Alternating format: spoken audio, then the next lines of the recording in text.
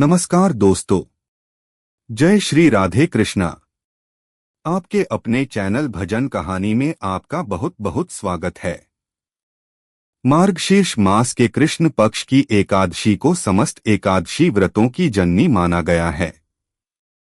इसी पावन तिथि पर एकादशी स्वरूपा देवी का आविर्भाव हुआ था। इसलिए ही इस एकादशी को उत्पन्ना एकादशी कहा जाता है।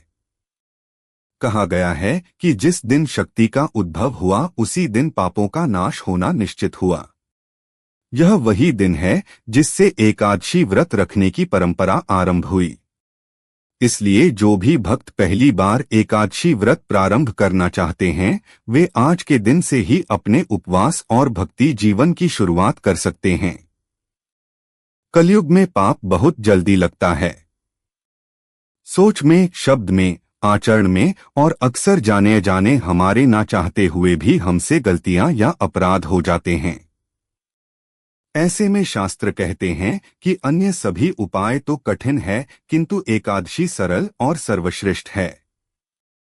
एकादशी ही एकमात्र वह शक्ति है जो समस्त पापों को भस्म कर देती है और मन को निर्मल, चित्त को शांत और आत्मा को मोक्ष प्रदान करती है। तो आइए जानते हैं इस बार मार्गशीर्ष यानी अगेन के महीने में कृष्ण पक्ष में उत्पन्ना एकादशी किस दिन पड़ रही है, व्रत कब रखा जाएगा और पारण मुहूर्त क्या रहेगा। इस बार उत्पन्ना एकादशी का व्रत 15 नवंबर दिन शनिवार को रखा जाएगा, क्योंकि एकादशी तिथि 14 नवंबर दिन शुक्रवार को देर रात 12:50 से शुरू हो रही है।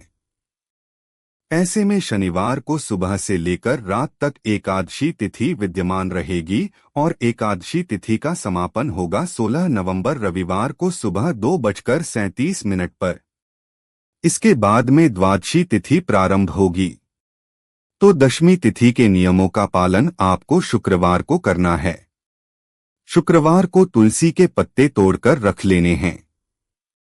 शनिवार को एकादशी का उपवास रखना है और द्वादशी तिथि 16 नवंबर दिन रविवार को सुबह 2:38 से शुरू होगी और द्वादशी तिथि का समापन होगा 17 नवंबर दिन सोमवार को सुबह 4:47 पर। द्वादशी तिथि लगते ही हरिवासर का समय भी शुरू हो जाता है और हरिवासर का जो समय है वह रविवार को सुबह 2:37 से प्रारंभ हो जाएगा। सवा पहर जो होता है द्वादशी तिथि का वह हरिवासर रहता है। हरिवासर का समय रविवार को सुबह 7:10 पर समाप्त होगा और इसके बाद में आप व्रत का पारण करेंगे। तो व्रत पारण आप 2 समय में कर सकते हैं। सुबह आप 7:15 से 8:45 के बीच में अपना व्रत खोल सकते हैं। जो भक्त सुबह व्रत ना खोल पाए वो दोपहर में 1:10 से 3:18 के बीच में भी व्रत का पारण कर सकते हैं। व्रत का पारण पंचामृत या तुलसी पत्र से ही करना चाहिए। इस बार क्योंकि द्वादशी तिथि रविवार के दिन पड़ रही है और व्रत पारण करते समय तुलसी जी को जल अर्पित किया जाता है, भोग अर्पित किया जाता है, दीपक जलाया जाता है। तो क्या रविवार के दिन हम तुलसी जी में जल अर्पित कर सकते हैं? इसके अलावा एकादशी और द्वादशी तिथि को कौन कौन से शुभ योग पड़ रहे हैं, इन सब की जानकारी आपको हमारे चैनल पर अगली वीडियो में मिलेगी। अगर आपको यह जानकारी पसंद आई हो तो वीडियो को लाइक जरूर कीजिएगा। धन्यवाद।